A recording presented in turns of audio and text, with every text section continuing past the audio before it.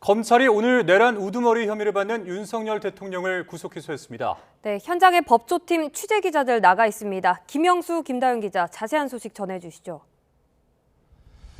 네, 검찰 특수본에서 윤석열 대통령에 대한 구속 기소 소식 전해드리겠습니다. 특수본이 조금 전에 윤석열 대통령을 내란 우두머리 혐의로 구속 기소했다고 밝혔습니다. 특수본은 공소제기 결정 전 최소한의 조치로 대면 조사 같은 보완 수사가 필요하다고 판단해왔습니다. 그래서 두 차례에 걸쳐서 법원에 구속기한 연장을 신청했지만 법원이 허가하지 않았습니다. 1차 구속기한이 내일까지입니다. 검찰이 보고 있는 건 내일까지인데 그 전에 조사가 어려운 만큼 구속기소하기로 검찰이 판단했습니다. 특수본은 보완 수사를 진행하지 못했지만 그동안 수사한 공범의 증거자료, 경찰에서 받은 증거자료 등을 종합한 결과 윤석열 대통령에 대해 기소하는 게 상당하다고 판단했다고 설명했습니다. 또 피고인이 구속된 이후, 윤석열 대통령이 구속된 이후 사정 변경이 없고 여전히 증거인멸 우려가 해소되지 않았다고 강조하기도 했습니다. 원래 직권남용 혐의 그리고 내란 우두머리 혐의 두 가지가 있었는데 일단 불소추 특권에서 제외되는 내란 우두머리 혐의만 적용해서 구속 기소했다고 검찰은 설명했습니다. 이것과 별도로 대검찰청에서도 입장을 내지 않았습니까? 네, 맞습니다. 오늘 오전 심우정 검찰총장은 전국의 고검장 그리고 지검장을 소집해서 회의를 진행했습니다. 윤석열 대통령 사건 처분에 대해서 다양한 의견을 수렴한다는 취지였습니다. 오늘 회의에서 논의한 결과 검찰 특수본에 공소 제기를 지시했다고 대검찰청이 밝혔습니다. 오늘 회의에서 참석자들은 이런 이야기를 했습니다. 법원이 두 차례 구속기간 연장 신청을 불허했지만 이는 전례에 배치될 뿐만 아니라 형사사법체계에 반하는 부당한 결정이다. 이런 부분에 대해서 오늘 회의 참석자들이 의견을 같이 한 걸로 파악이 됐습니다. 앞서 검찰은 서울시 교육감 사건 등 공수처가 송부한 사건에 대해서 검찰 보완 수사를 통해 확보한 증거를 토대로 유죄를 확정한 전례가 있다고 설명하기도 했습니다. 네, 검찰 같은 경우는 공수처로부터 넘겨받은 사건, 그러니까 수사는 공수처가 하고 기소는 검찰이 해야 되는 사건들이 있을 수 있고 앞으로도 이런 일이 있을 수 있기 때문에 법원에서 구속기간 연장이 불허된 것에 대해서 좀 반박하는 자료를 낸 것으로 볼 수 있고요. 윤석열 대통령에 대한 공소장은 100페이지가 넘는 것으로 전해졌습니다. 앞서 김용현 전 장관, 가장 먼저 구속 기소됐던 김용현 전 장관 같은 경우는 공소장이 83페이지였습니다. 그거보다 조금 더 추가된 걸로 보면 될 것 같고요. 이후에 기소된 사령관들의 공소장도 김용현 전 장관 공소장과 거의 비슷했습니다. 틀 자체는 거의 비슷했고 세부적인 내용만 조금 달랐는데 윤 대통령 같은 경우 100장이 넘어가기 때문에 이 공소장에는 지금까지 드러나지 않았던 새로운 사실들이 담겼을 가능성도 있을 것으로 보입니다. 김다윤 기자, 이제 현직 대통령이 기소된 건 처음이지 않습니까? 네. 현직 대통령이 재판에 넘겨진 것은 헌정사상 처음입니다. 계엄 사태 이후에 현직 대통령에 대해서 출국 금지된 사실이 알려졌었는데 당연히 이것도 헌정사상 처음이었고요. 또 대통령에 대해 체포영장이 발부되고 또 체포영장을 집행하기 위한 수사팀을 막아서고 두 차례 시도 만에 체포되는 건 역시 우리 헌정 역사에 없었던 일이었습니다. 이후 현직 대통령 신분으로 구속 기소된 거 역시 헌정사상 초유의 일입니다. 앞서 대통령이 퇴임 이후에 재판에 넘겨진 일이 있기는 했습니다. 지난 1974년이었죠. 윤보선 전 대통령이었는데요. 또 다음에는 내란 범죄를 저질렀던 전두환 씨, 또 노태우 전 대통령도 기소가 됐고요. 이명박 전 대통령 사례도 있습니다. 퇴임 후 5년 정도 지난 뒤에 구속 상태로 재판에 넘겨졌고요. 박근혜 전 대통령은 파면 결정을 받은 이후에 또 조사를 받고 기소까지 됐습니다. 네. 계엄령이 선포됐던 게 지난해 12월 3일입니다. 그간의 과정을 좀 짚어보겠습니다. 윤석열 대통령은 그 계엄 이후 54일 만에 구속 기소되게 됐습니다. 윤 대통령은 계엄 이후 수사에 윤 대통령이 계엄을 선포한 이후 각 수사기관들이 수사에 착수했습니다. 검찰과 공수처 소환조사에 그런데 윤 대통령은 불응해왔습니다. 공수처는 윤 대통령이 세 차례 소환조사에 불응하자 체포영장을 청구해서 발부받았습니다. 그런데 한 차례 체포영장 집행이 무산됐고 두 번째 시도 만에 체포를 하게 됐습니다. 지난 15일 2차 체포영장 집행을 통해서 윤 대통령을 체포했고요. 당일 10시간 넘게 공수처가 윤 대통령을 조사했습니다. 이후 조사에는 또 불응했기 때문에 공수처도 한 차례만 조사하고 구속영장을 청구해서 지난 19일 구속영장을 발부받았습니다. 이후 공수처는 지난 23일 사건을 검찰에 송부했고 오늘 결정이 나왔습니다. 검찰 같은 경우는 뭐 앞서 설명해드린 것처럼 조사할 수 없는 상황이지 않았습니까? 그런데도 기소를 할 수 있었던 건 그만큼 좀 수사가 많이 진행돼 왔다는 걸 볼 수 있는 거겠죠? 네, 맞습니다. 검찰은 계엄 사태가 발생한 이후에 특별수사본부를 8년 만에 꾸려서 수사에 착수했습니다.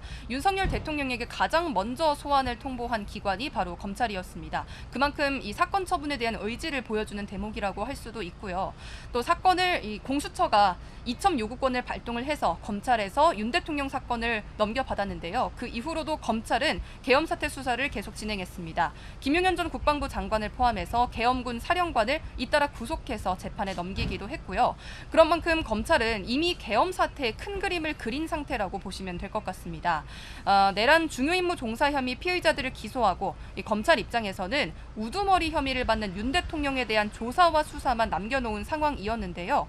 실제로 김용현 전 장관 그리고 다른 사령관들의 공소장을 보면 윤 대통령의 이름이 가장 많이 등장합니다. 그래서 사실상 이 우두머리 혐의를 받는 대통령의 공소장이 아니냐는 말이 나오기도 했을 정도입니다. 네, 이제 검찰이 구속 기소를 했으니 재판을 받게 될 겁니다. 뭐 형사소송법에 따라 다른 변수가 없다면 1심에서는 최대 6개월 동안 구속된 상태에서 재판을 받게 되고요. 2심과 3심 각각 8개월씩 구속이 가능합니다.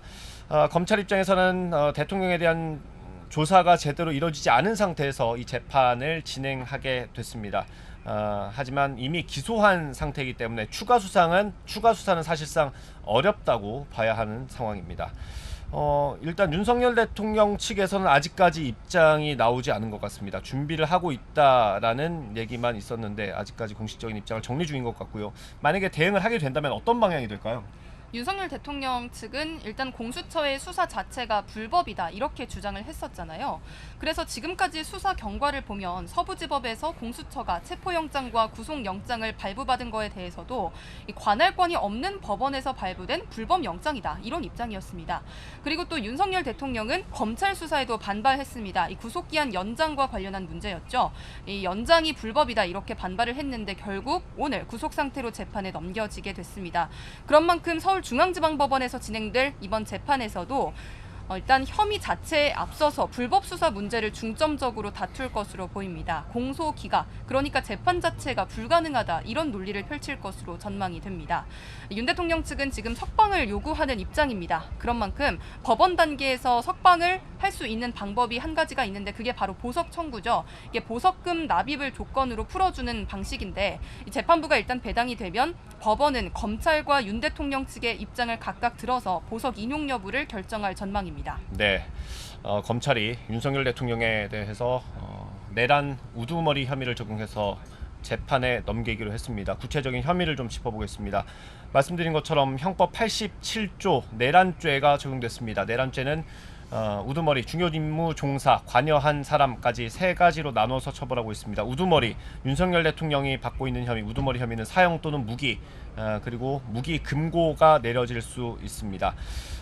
내란죄 같은 경우는 폭동에 관여하기만 해도 5년 이하 징역에 처해질 수 있는 굉장히 무거운 범죄입니다. 윤 대통령은 이 가운데 말씀드린 것처럼 우두머리 혐의가 적용이 됐습니다. 검찰이 설명한 것처럼 현직 대통령은 헌법에 불소추 특권을 받도록 돼 있습니다. 그런데 여기서도 내란과 외환 범죄는 포함하지 않습니다. 그래서 검찰이 내란 혐의를 적용해서 구속 기소했습니다.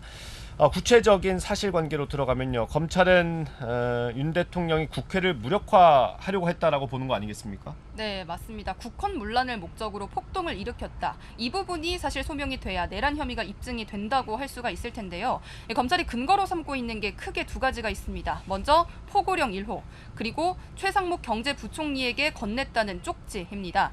윤 대통령 측은 포고령 1호에 대해서 실현 가능성이 없는 것이었고 이 계엄의 형태를 갖추기 위한 형식적인 것이었다고 주장하고 있습니다. 윤 대통령 측은 야당에 대한 일종의 경고성 조치로서 계엄을 발령했다 이런 입장이기 때문에 이렇게 주장하고 있는 것으로 보이고요.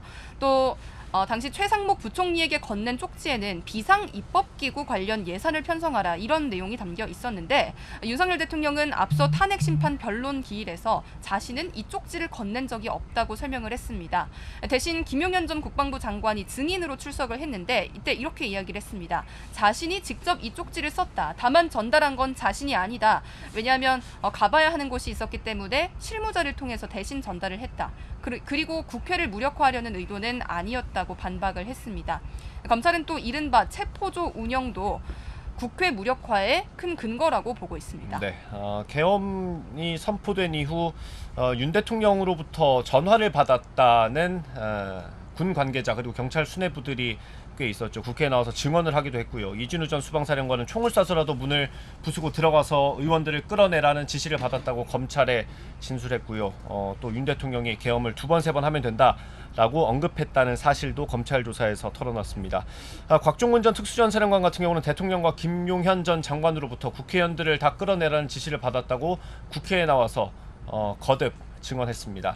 그런데 김 전 장관이 최근에 있었던 윤석열 대통령 탄핵 심판 변론기일에 나와서 의원이 아니라 요원을 끌어내라고 한 거라고 해명하면서 크게 논란이 되기도 했습니다. 검찰이 윤석열 대통령에 대해서 구속 기소를 하기로 했고 구속 기소했습니다. 구속 기소했고 이제 구속 기한이 하루 남아 있는 상태였는데 추가 조사 없이 구속 기소하기로 결정을 했습니다. 검찰 특수본에서는 이 정도까지 전해드리고요.